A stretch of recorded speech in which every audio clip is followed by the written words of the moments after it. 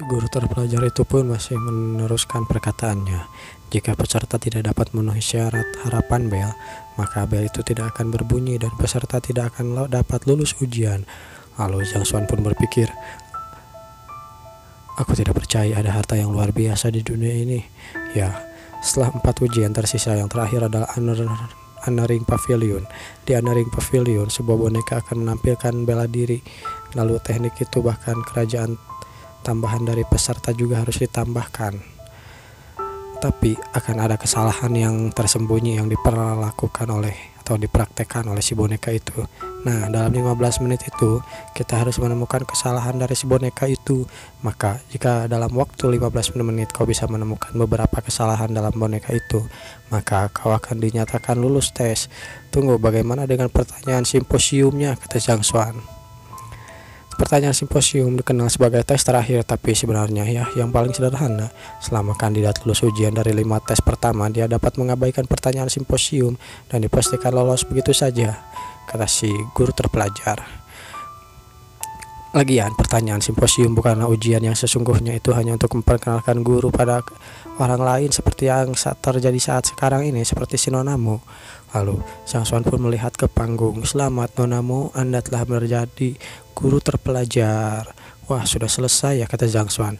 Ini adalah lencana dan jubah Anda. Mulai sekarang Anda adalah guru terpelajar bintang 1, kata seseorang di sana. Baiklah kalau begitu, aku harus pergi karena tidak ada urusan lain. Lalu Zhang Xuan dan si guru pun langsung datang ke arah si Nonamo.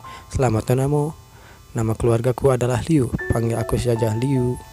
Namun si Nonamo malah menghormat kepada Zhang Xuan. Terima kasih telah mengajariku Tuan Zhang. Hei, kenapa dia begitu sopan? Orang-orang yang lain sangat kaget melihat si Nonamo memberi hormat pada Zhang Xuan. Apakah dia muridnya? Apa yang sedang terjadi? Putrimu adalah yang paling berbakat di 2 kerajaan Tianwu dan menjadi guru terpelajar bintang 1 di usia muda, bukan? Kenapa dia bisa memperlakukan orang lain dengan hormat begitu? Siapa dia? Dia bisa membuat putri kita begitu rendah hati, kata orang-orang di sana. Seseorang terkejut. Siapa dia? Apa yang terjadi di sini? Ya, di sana juga murid-murid Zhang Xuan benar-benar terkejut. Mereka berkata, bukankah Tuan Zhang baru saja tiba di kerajaan Tianwu kemarin sore? Iya, dia membuat heboh besar ketika baru tiba di sini. Jika dia tinggal di sini lebih lama, menurutmu apakah pemimpin pavilion guru terpelajar juga akan datang untuk memberikan hormat? Entahlah, Tuan Zhang kita benar-benar dengan penuh kejutan. Nonamo, kau tidak ingin mengenalkan dia padaku? Seseorang berkata seperti itu di belakang si Nonamo. Dia adalah Jian Cheng, panggil saja si Jian. Moyu, apa kau tidak ingin memperkenalkan itu padaku? Ya, terima kasih Tuan. Aku dapat menyempurnakan pil kelas 2 tanpa mencapai tahap Grandmaster dan berhasil lulus ujian untuk menjadi alkemis bintang 2 adalah berkat karena orang ini. Tuan Zhang Xuan, kata si Nonamo. Di satu sisi aku menganggapnya sebagai guruku. Gurumu, kata si Jian. Dia mengajarimu untuk memurnikan pil? Ya, karena dia bisa membantu Nonamo jadi alkemis bintang 2 di usia yang begitu muda. Dia pasti pandai dalam alkemis, bukan? Putri Moyu diinstruksikan olehnya untuk menjadi alkemis bintang 2. Apakah itu berarti bahkan orang ini lebih hebat dari alkemis, kata orang lain di sana. Ya, kurang lebih seperti itu. Lebih hebat dari alkemis bintang 2. Mungkinkah alkemis bintang 3? Jadi kau master alkemi, ya maaf aku mengabaikanmu, kata si Jian. Aku adalah Jian Cheng. Terima kasih telah mengajari Putri Moyu. Hei, ayolah, aku tidak membutuhkan terima kasihmu. Lagi pula aku minta diajari padanya karena keinginanku sendiri, kata si Nonamo. Namun di sana si Jian Cheng masih terus bicara. Tuan Hong dari Serikat Alkemis adalah temanku. Dia baru saja menjadi alkemis bintang 3 beberapa hari yang lalu. Karena kau juga master alkemia, kupikir kalian berdua sudah akrab satu sama lain, bukan? Tapi kenapa aku tidak pernah mendengar dia menyebutkan jenius sepertimu, kata si Jian Cheng. Apalagi kau pikir aku tahu hampir semua alkemis atas bintang 2. Aku ingin tahu level mana kau berada, Tuan Zhang. Namun si Zhang Xuan membuat mereka semua terkejut dengan kata-katanya. Zhang Xuan pun berkata, apa maksudmu? Aku hanya seorang alkemis bintang 1 kok. Yang lain pun terkejut. Lah, alkemis bintang 1? Dia bisa mengajari Putri Moyu untuk memurnikan pil kelas 2 sebagai alkemis bintang 1? Ayolah, apa dia bercanda?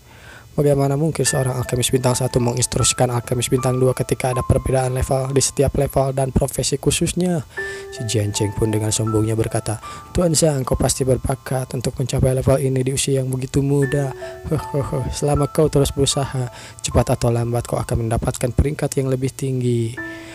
Lalu si Jian pun langsung mengajak si Nona Mo pergi. Nona Mo, yuk, aku sudah menyiapkan pesta untuk merayakan keberhasilanmu dalam ujian. Let's go, party ah. Namun si Nona Mo berkata, Mbong ah, Hoream. Aku punya sesuatu untuk dibicarakan dengan Tuan Zhang, nikmati saja pestamu sendiri. Tidak, ini untukmu, kami tidak bisa bersenang-senang tanpamu. Namun, bagaimanapun, ya, kalau begitu akan kuajak saja si Tuan Zhang ini. Tuan Zhang, bagaimana kalau kau bergabung dengan kami? Aku juga ingin berterima kasih telah membantu Moyu. Terima kasih, tapi aku tidak mau, kata Zhang Xuan. Ayolah, si Jian pun kesal. Kau memang berpengaruh sebagai seorang alkemis, tetapi kau tidak ada apa-apanya dibandingkan dengan seorang guru terpelajar. Sebaiknya kau berpikir 2 kali tentang keputusanmu ini. Jangan mendapat masalah karena hal sekecil ini, kata si Jiancheng. Moyu, bawa aku untuk mendaftar tes. Aku ingin menjadi guru terpelajar. Oke. Hei, berhenti kau, kata si Jiancheng yang mencoba menghentikan mereka. Nona Mo pun berakhirnya sampai ke tempat ujian. Tuan Wang, ini adalah Tuan Zhang ingin mengikuti tes ujian untuk menjadi guru terpelajar. Mengikuti tes? Dia mengikuti tes guru terpelajar kayak belanja di Indomaret, kata si Jiancheng. Benarkah? Apa kau harus memeriksanya? Apa kau memenuhi syarat untuk melakukan itu? Kata si pengawas. Persyaratan eksternal termasuk rekomendasi guru terpelajar, identitas saat ini sebagai asisten guru terpelajar, dan setidaknya butuh 1 tambahan pekerjaan.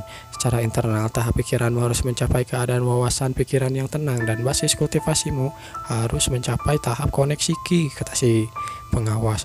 Baiklah kalau begitu, ini rencana aku sebagai asisten pengajar dan alkemis bintang 1, kata si Zhang Xuan.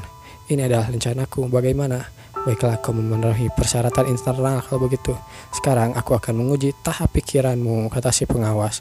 Namun di sana dengan siriknya dia masih berkata si Jiancheng, ayolah, dia hanya orang bodoh yang muncul dari antah berantah. Bahkan jika dia memenuhi syarat untuk mengikuti ujian, dia mungkin tidak akan berhasil. Ingin bersaing denganku ya? Dia pikir dia siapa, kata si Jiancheng. Aku benar-benar tidak takut pada siapapun dalam tahap pikiran. Kau tahu, dia bukan siapa-siapa. Mungkin dia pandai dalam alkemis, tapi dalam tahap pikiran adalah bagi seorang guru terpelajar sepertiku yang mampu melakukannya. Seperti arti Qi bagi seorang seniman bela diri. Walaupun tahap pikirannya bisa mencapai 3, dia masih tertinggal dariku. Aku sudah lahir mendapatkan tahap pikiran level 4 dan selesai. Teng. Apa? Si pengawas pun kaget. Aku berasal dari keluarga guru terpelajar, telah mengenal guru terpelajar sejak kecil. Namun aku belum pernah melihat ini, kata si pengawas. Apa maksudmu? Tahap pikiranmu adalah 5.1, 5.1. Kau benar-benar jenius. Sekarang ayo kita pergi ujian, kata si pengawas, sambil berteriakan nilai ujiannya atau nilai tahap pikirannya yang 5.1. 5.1. Sial, dia mendapatkan 5.1 setelah aku mengatakan dia tidak dapat bersaing denganku. Ayolah, aku hanya 4 dan dia 5. Begini saja. Lewat sini, tempat ujiannya ada di depan, kata si pengawas. Ada 5 ujian kecil yang disertakan dan kau harus melewati rumah kepercayaan, pavilion pekerjaan, tambahan aula boneka, lautan teknik kultivator, dan anoring pavilion. Jika kau punya murid di sini, biarkan mereka masuk ke ruang depan.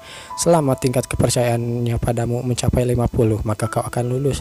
5 orang berdiri di depan pintu adalah murid-muridku, kata Zhang Xuan. Baiklah kalau begitu, suruh mereka masuk. Namun saat murid-muridnya masuk, sepertinya mereka masih remaja. Bisakah kepercayaan mereka benar-benar mencapai 50? Setidaknya harus 10 tahun atau 20 tahun minimal untuk membangun kepercayaan antara guru dan murid sampai 50. Lalu pengawas pun berkata, ada yang ingin kutanyakan, Tuan Zhang. Sudah berapa lama kau mengajar mereka? Ya kurang lebih setengah bulan lah, 2 mingguan gitu. 2 minggu? Apa-apaan itu? Dan selama periode tersebut aku sering pergi. Zhang Xuan pun berpikir, ya selama periode itu aku sering menjadi dukun, lalu belajar ilmu racun, terus ya belajar tombak. Ya intinya aku tidak banyak mengajari mereka, kata Zhang Xuan. Yang lain pun terkejut. Yang lain membawa murid mereka yang telah dilatih selama beberapa tahun atau berpuluh-puluh tahun.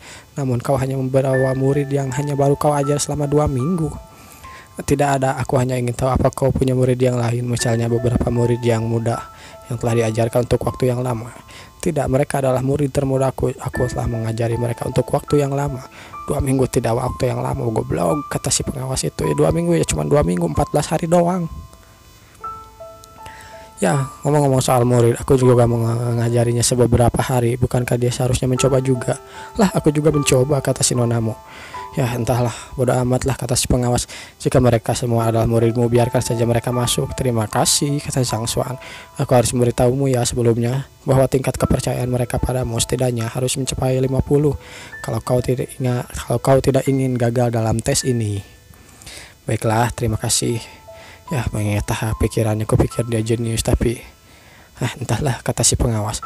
Lalu akhirnya para muridnya pun masuk ke ruang ujian. Tuan Zhang, yakinlah kami tidak akan mengecewakan Anda. Oke, nuhun. Kuserahkan semuanya pada kalian, kata Zhang Xuan. Sementara itu di belakangnya, Tuan Zhang tampaknya percaya diri dengan keberhasilan murid-muridnya. Dia bahkan tidak menginstruksikan atau instruksi khusus pada mereka. Ya, aku juga berpikir begitu, kata si Nonamo. Lalu di belakang mereka ada si Jian Cheng yang sedang ngobrol dengan temannya. Kita sebut siapa?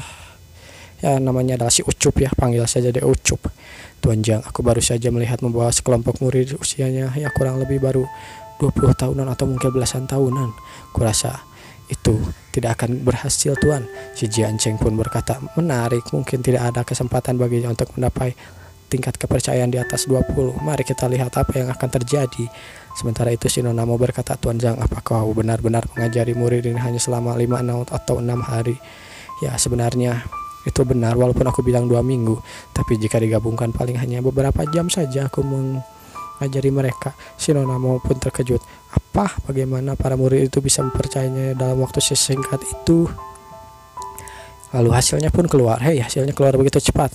Bagaimana mungkin? Kata si pengawas sambil kaget dengan hasil yang dikeluarkan oleh para murid-murid itu. Hasilnya adalah 85. Mereka bahkan rela mempertaruhkan nyawa untuk Tuan Zhang. Hanya guru terpelajar bintang 5 yang bisa melakukan ini. Tingkat kepercayaan antara orang tua saja dan anak paling cuma 60 atau 65 paling gede, kata si pengawas. Ya, sekali tingkat kepercayaan seorang padamu melebihi 70, dia tidak akan pernah meninggalkanmu. Dia akan mempercayaimu dengan sepenuh hati. Dia bahkan rela mati untukmu, kata si Nonamo. Hanya seorang guru terpelajar yang bisa membuat murid-muridnya sangat mempercayainya. Bukankah dia baru saja mengajari murid tersebut selama beberapa hari? Bagaimana ini bisa terjadi, kata si pengawas. Di sana pun ada si Jian Cheng. Bagaimana itu mungkin terjadi? Skor seperti itu 85, ayolah. Dia bisa mendapatkan begitu banyak kepercayaan dalam waktu singkat. Jika dia mengajari mereka selama beberapa tahun lagi, mungkin kepercayaannya bisa mencapai 90. Tetapi aku hanya mengatakan skornya tidak mungkin lebih dari 20. Aku benar-benar naif, kata si Jian Cheng.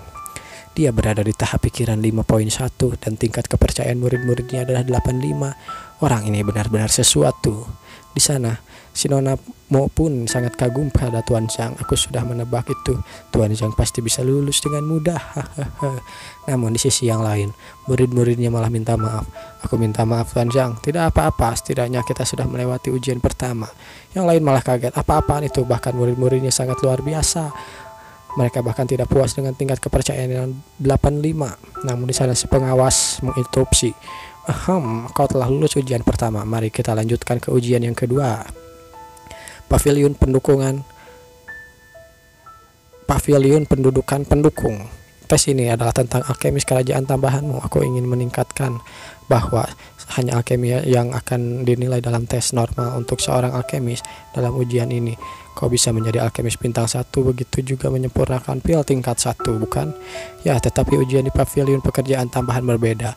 Intinya bukan bagaimana kau memahami alkemi, tapi bagaimana mengajari orang lain untuk memurnikan pil. Maksudnya, ya, namun Zhang Xuan pun berkata, bagaimana caraku untuk mengajari orang lain? Ya, aku mengerti. Hei Nonamo, meskipun kau menganggapnya sebagai gurumu, dia pasti memiliki keahlian alkemi, bukan? Namun di sana si Nonamo pun hanya tertawa dengan canggung. Jangan khawatir tuanmu, Tuan Zhang pasti bisa lulus, hanya saja aku juga tidak tahu berapa skor yang akan dia dapatkan. Lalu Zhang Xuan pun masuk ke tempat ujian kedua. Sama seperti tes terakhir, skor total tes ini juga 100, persyaratan juga berbeda dari ujian alkemis kau bisa lulus ini dengan ujian 50 poin saja. Ketika Mo Hongyi mengikuti tes ini, dia mendapat nilai 60 sebagai master formasi dan membuat namanya terkenal. Skor ini berarti dalam hal pemahaman tentang pekerjaan tambahannya dia lebih baik dari seorang master formasi bintang 1. Tapi hanya seorang jenius yang seperti dia yang bisa melakukannya. Mengingat hasil orang ini sejauh ini, aku khawatir dia juga bisa mendapatkan hal baik dari tes ini, kata si Jian dalam hatinya. Tapi pengajaran alkimia berbeda. 55 dianggap skor tinggi. Namun, di sana kita pun diperlihatkan Zhang Xuan yang sudah mulai masuk ke dalam ruangan tesnya. Kualdron ya? Apakah ruangannya berubah sesuai dengan pekerjaan tambahannya? Lalu dia melihat sebuah robot. Mungkin golem ya? Atau boneka. Sebuah boneka rupanya. Yang entah bagaimana bisa bergerak boneka itu. Bunga palma berdaun hijau, rumput tanpa akar, dan bunga anggelia putih. Jadi kau ingin aku mengajarimu cara mengeracik tumbuhan-tumbuhan ini ya? Apakah aku harus memurnikan pil spirit enchanting tingkat 1? Lalu si boneka itu pun mendekati pembakaran dan mulai meracik boneka. Mulai meracik obat maksudnya. Boneka sedang memurnikan pil, lihat. Ya lumayan, itu gerakan yang lumayan. Namun tapi dia tidak bisa melakukannya dengan cara ini. Dan seperti perkiraan Zhang Xuan, boneka itu pun gagal. Ayolah, aku bahkan belum melakukan apapun dan kau sudah gagal. Tolong ajari boneka untuk memurnikan pil tingkat kedua dan tes kedua akan dilakukan sebentar lagi.